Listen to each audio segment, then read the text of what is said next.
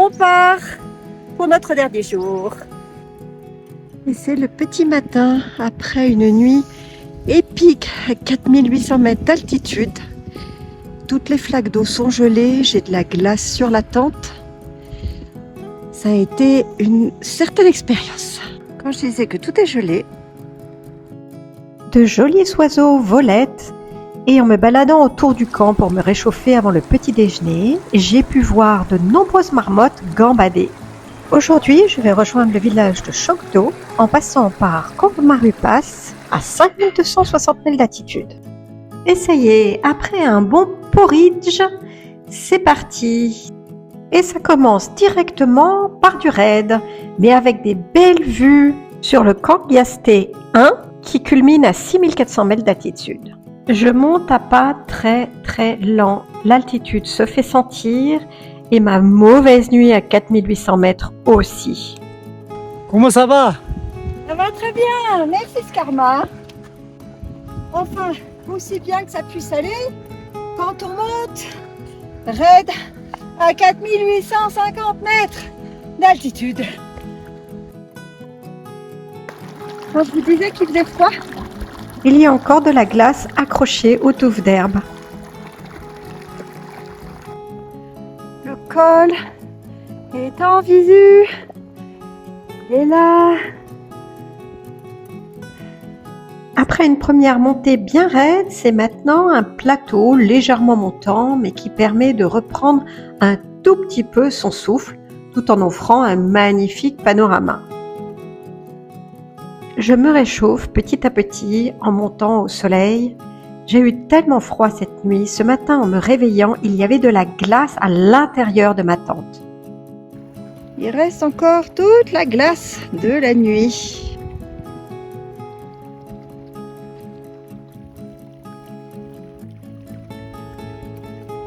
Depuis le camp de Nimaling, il est possible de monter au Kangyaste à 6400 mètres d'altitude.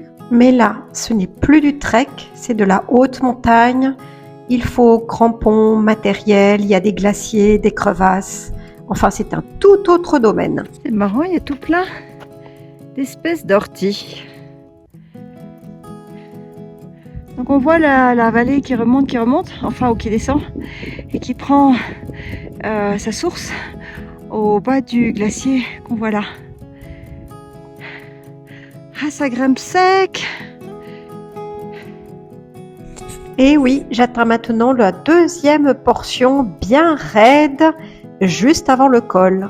Et là, ça y est, on est au-dessus des 5000 mètres d'altitude. Ça remonte raide. Mais quelle vue! Les chevaux qui montent, ils ont autant de mal que moi. Ça y est, 550 mètres de dénivelé. À l'arrivée au col, je me sens pousser des ailes. Et c'est le pass! Ma première fois à 5260 mètres d'altitude.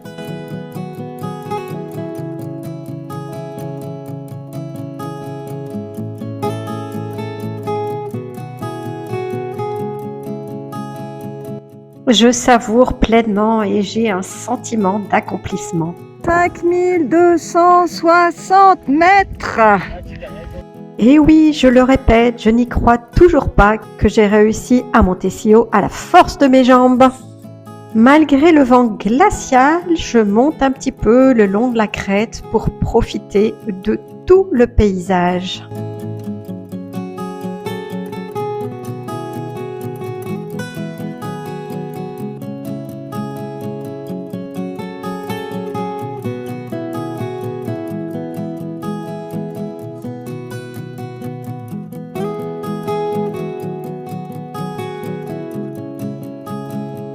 Je continuerai bien un peu, mais Skarma me rappelle et il est temps de penser à redescendre de l'autre côté.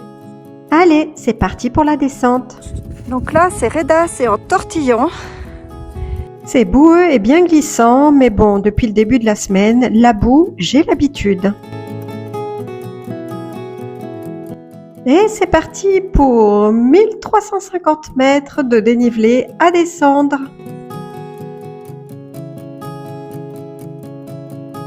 Et une magnifique surprise m'attend. Incroyable! Il y a au moins une vingtaine de blue chips. Et puis tout à coup, ils ont tous décidé de partir de l'autre côté. Et c'est là que je me suis rendu compte que c'était pas du tout 20 qu'il y avait, mais j'ai même pas pu les compter tellement il y en avait. Nous sommes restés longtemps à les contempler. Quelle émotion!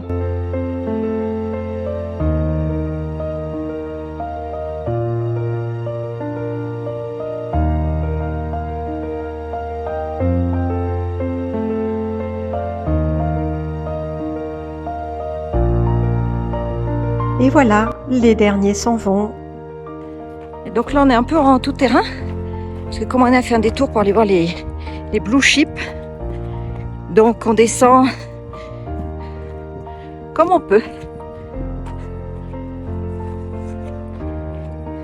Ça y est, on a retrouvé le sentier et on a rejoint un cours d'eau que l'on va passer notre temps à traverser. On a fait une sacrée descente après les blue chips. Il a confiance en moi parce qu'on est descendu dans la rocaille qui glissait verticale. Mais ça va, heureusement j'avais les bâtons. Bon allez, la première vraie traversée.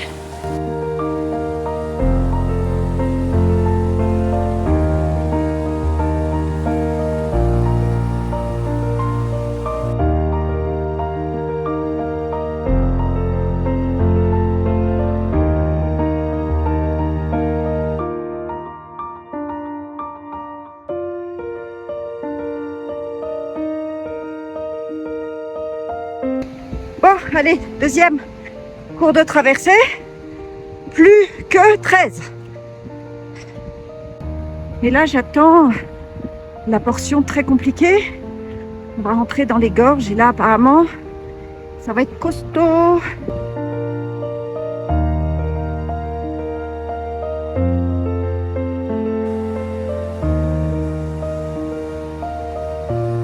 Karma porte mon sac de délestage sur son dos. En effet, il y a un endroit où le sentier est tellement abîmé et en surplomb en hauteur que les chevaux ne peuvent plus passer. Donc c'était soit on refait tout le trajet dans l'autre sens avec les chevaux, soit on descend de ce côté-là, mais avec nos sacs. Mon sac de délestage fait quand même 8-9 kilos, mais Skarma n'a jamais voulu que je le porte moi-même. Merci Skarma! Et bien sûr, devinez ce que fait Skarma? Eh bien, il met des pierres pour que je puisse traverser à pied sec ou presque.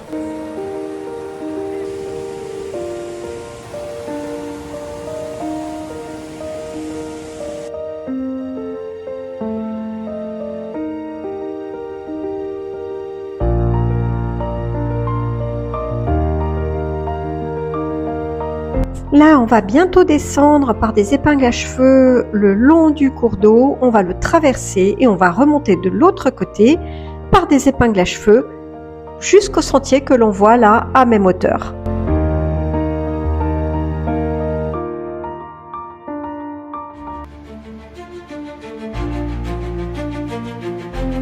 Et nous voilà donc de l'autre côté. Il y a 14 traversées de ce torrent tout au long de la descente. Faut pas marcher trop près du bord du sentier parce que par endroits il est effondré. Comme là par exemple. Mais là ça va encore.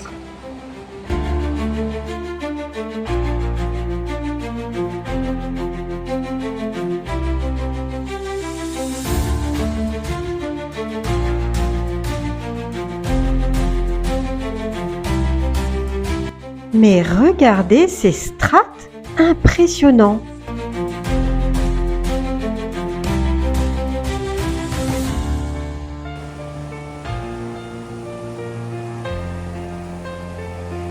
Ça, c'est ce qu'on vient de traverser, rugissant et large.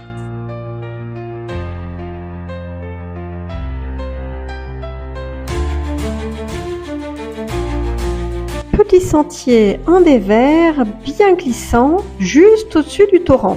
Il ne faut pas se louper. Bon, là, on est un peu dans les kékés, là. Ça, c'est magnifique.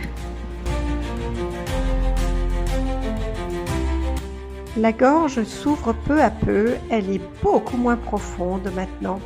On sent qu'on ne va pas tarder à arriver. Alors, on a retrouvé un semblant de chemin.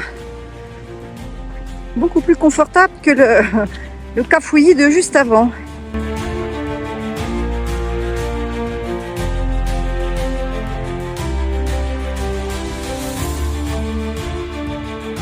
La culture en espalier. On aperçoit le petit village de Choubo qui est à 4000 mètres.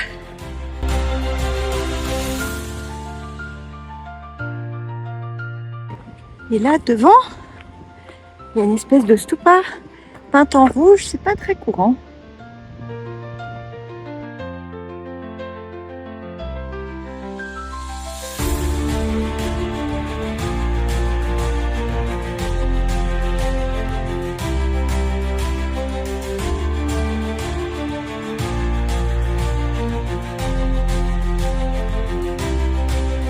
Ça sent l'arrivée.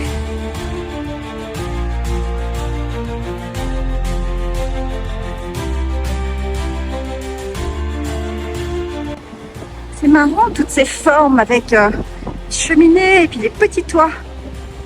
Vraiment beau. Et c'est l'arrivée à choc d'eau. Je suis contente, mais à la fois triste que ce soit terminé.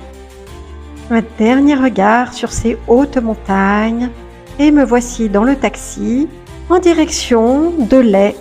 Et c'est ainsi que se termine le jour 7 du trek de la vallée de la Marca. Fabuleux!